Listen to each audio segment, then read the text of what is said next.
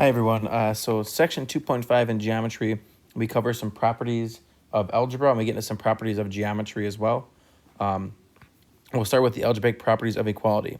So if we let a, b, and c be real numbers, if a equals b, then we know that a minus 3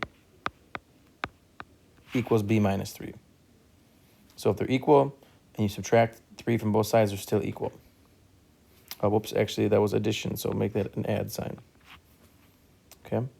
Subtraction property of equality would be if a equals b, let's say then a minus 5 equals b minus 5. So if they're equal, you can subtract the same thing from both sides, they're still equal. Multiplication property of equality. If a equals b, then we'll say a times c equals b times c. So if we multiply both sides by c, they're still going to be equal. It's kind of like if you have the same amount of money as your friend, and then you each get paid double, you still have the same amount of money. Division property would be if a equals b, then a divided by c equals b divided by c.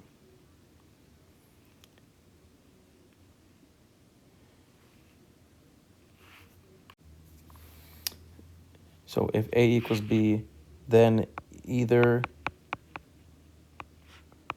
a or b could be substituted for each other.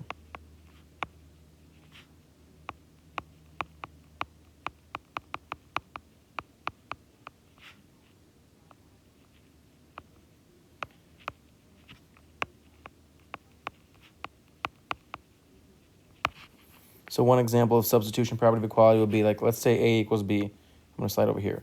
So if the equation was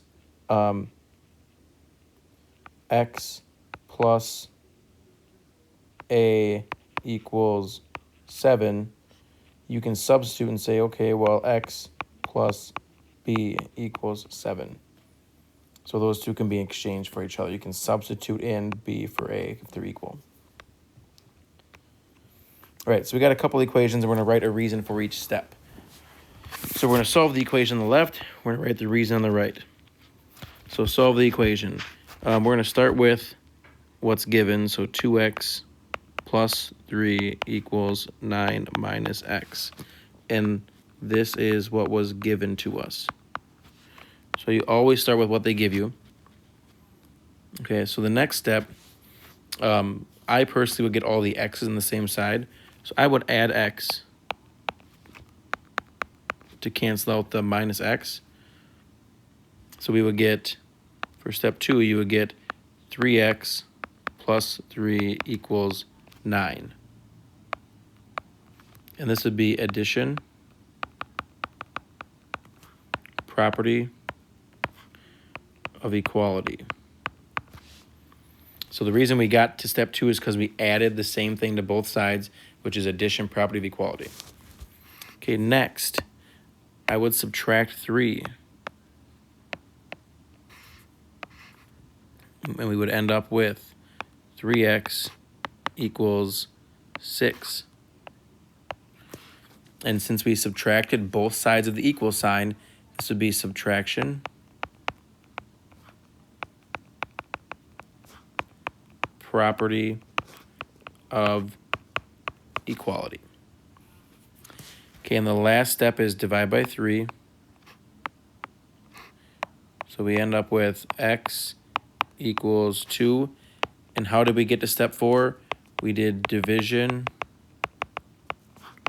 property of equality. So that one,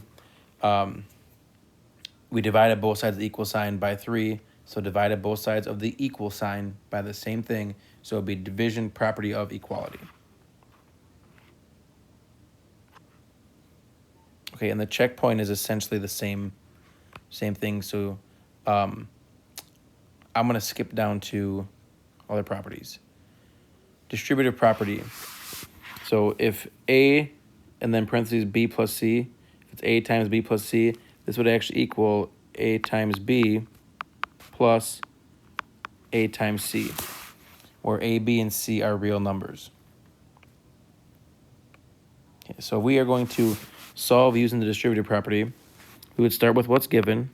So our first step would be write down what they give you.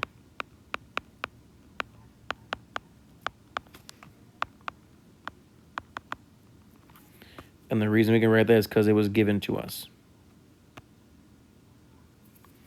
So step 2,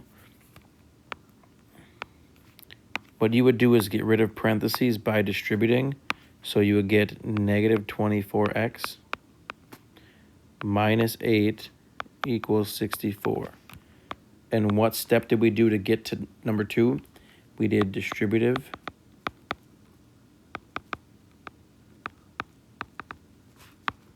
property.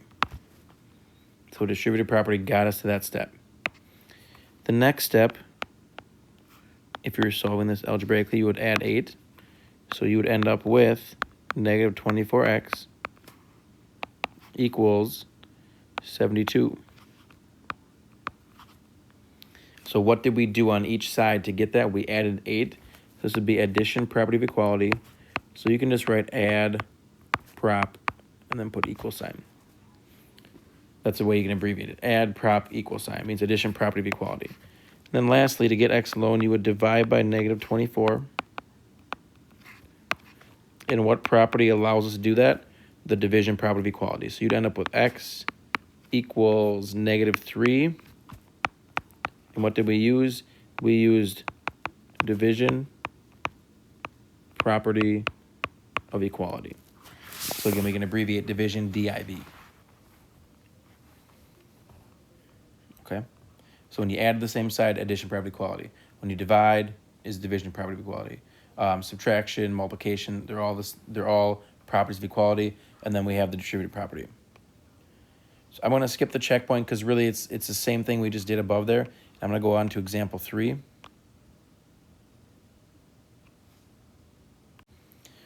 In example 3, we're just doing the same thing we did above. We are given an equation, but it's kind of relates to the real world. So it says a motorist travels 5 miles per hour slower than the speed limit, and the speed limit is S. And he travels slower for 3.5 hours. The distance traveled is D, and it can be determined by the following formula. We want to solve for S. We want to write a reason for each step. So again, we'll start with the given. D equals 3.5, and then S minus 5. And that is our given statement. Whatever they give you, whatever they tell you, that's what you start with. Okay, if we're solving for S, the first thing you have to do is get rid of the parentheses. That will be distributive property. So it would be D equals 3.5 S minus 3.5 times 5 is 17.5, I believe.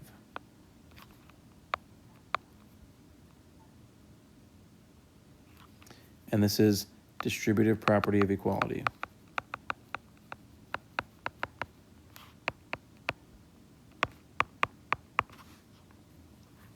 Okay, to get S alone, so S is right here. Get rid of what's not attached to it. So we're going to get rid of the minus 17.5 by adding 17.5. So you'd have D plus 17.5 equals 3.5 S. Okay, and this, since we added, the step we did was added, it'd be add property of equality. Okay, and then lastly would be divide by 3.5 to get S alone.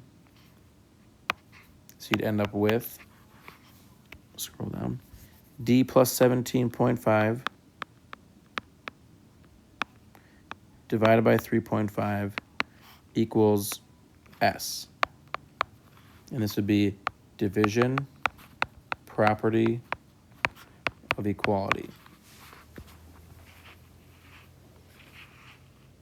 Okay, so just giving steps for solving algebraic problems that we've been doing for a couple years now. I want to skip the checkpoint because it is the same as when we just did, and that is all we have for this part. Make sure you watch the second video on 2.5 part 2.